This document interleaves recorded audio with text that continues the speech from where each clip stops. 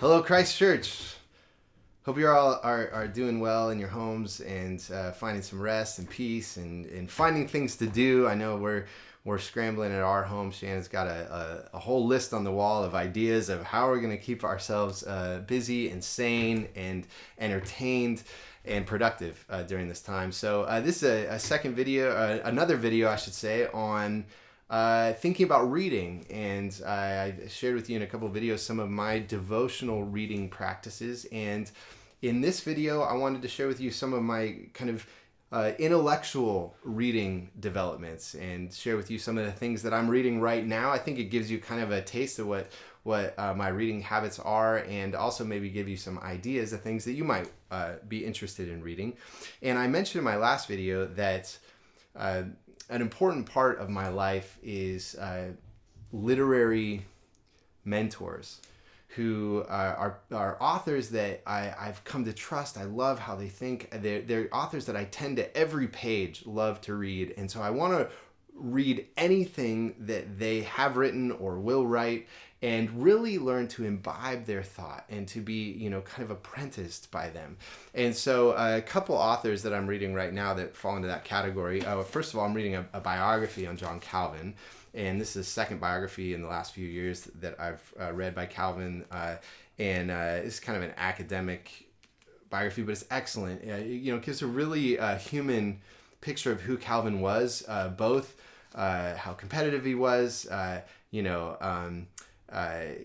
was a debater. He could really, tear into people, and yet he had a really profound understanding of the gospel and how the gospel shapes community. And so he was the leader of the Reformation in Geneva, and many people would come to Geneva, especially actually Scottish pastors like John Knox came to Geneva to learn about a vision for church life, which they started in Scotland, which became the Presbyterian Church, which is really now shaped us.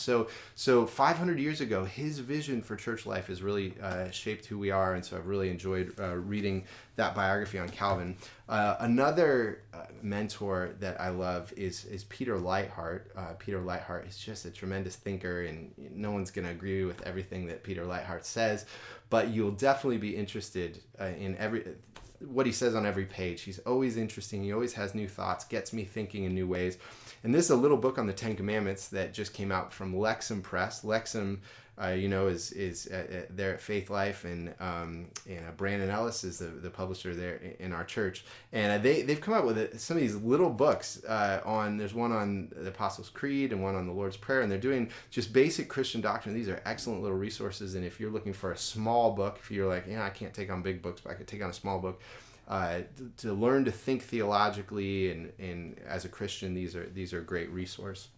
Another book I just finished, Short Life of Jonathan Edwards. Jonathan Edwards was a pastor in colonial America right before the Revolution, and one of the greatest Christian thinkers in American history. And he just pastored these little churches in Massachusetts. He was a missionary to the Native Americans, and so great little book by George Marsden. He has a fat biography on Edwards, and this is a skinny one that really teaches you a lot about American culture and religion and evangelicalism, the history of evangelicalism. So really enjoyed that book. Another book I just started on classical education, the liberal arts tradition.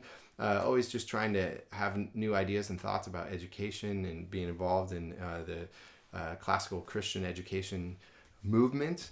And so that one's been good so far. And then a few other books that are in preparation for a sermon that's coming up in, I think it's the end of May, maybe beginning of June, in the book of James on the topic of homosexuality, homosexual desire. Had a sermon just a couple months ago about homosexuality and the church, and these are just a few books kind of thinking more about that topic. One is, this is maybe was a dissertation. It's kind of an academic book on Christian ethics in the Roman Empire, and how Christians in the Roman Empire transformed that culture's understanding of Christian ethics.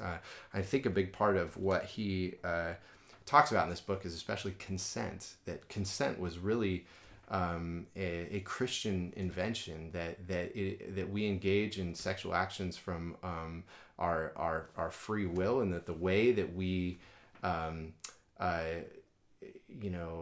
give consent is through marriage, by saying I do. I'm giving my whole life, all of who I am, to you. And all the problems that our culture is having around consent is because we've lost a vision of uniting sexuality to marriage.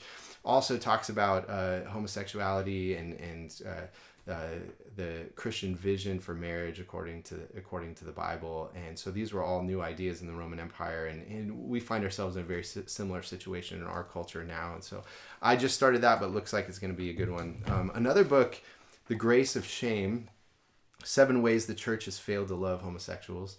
The tone of this book I don't recommend, so if you read this and benefit from it, don't sound like the author.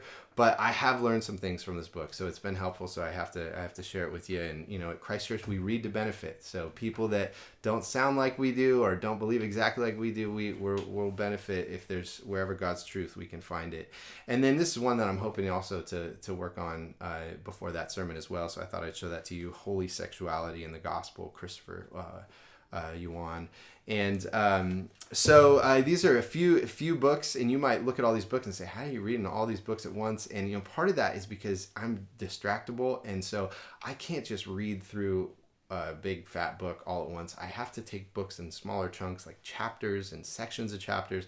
And so I'll read a chapter of this book and then a chapter of that book. And so I always have about 10 books going, and they're scattered all over the house and by the bed and in the living room and the bathroom, wherever I can get a few pages here and there. And you slowly chip away, and you find that you end up reading a lot of books. So that might be helpful for you if sitting down and staying focused for a long time is hard for you as well. That could be a strategy to help you in your reading. I'm going to do one more video on some just other personal reading that I'm doing, and I hope you enjoy this, and email me. Tell me some books that you're reading, and I'd love to hear about them, and hope you're finding rest, reflection, and being productive in your homes. I miss you all, and God's blessing to you.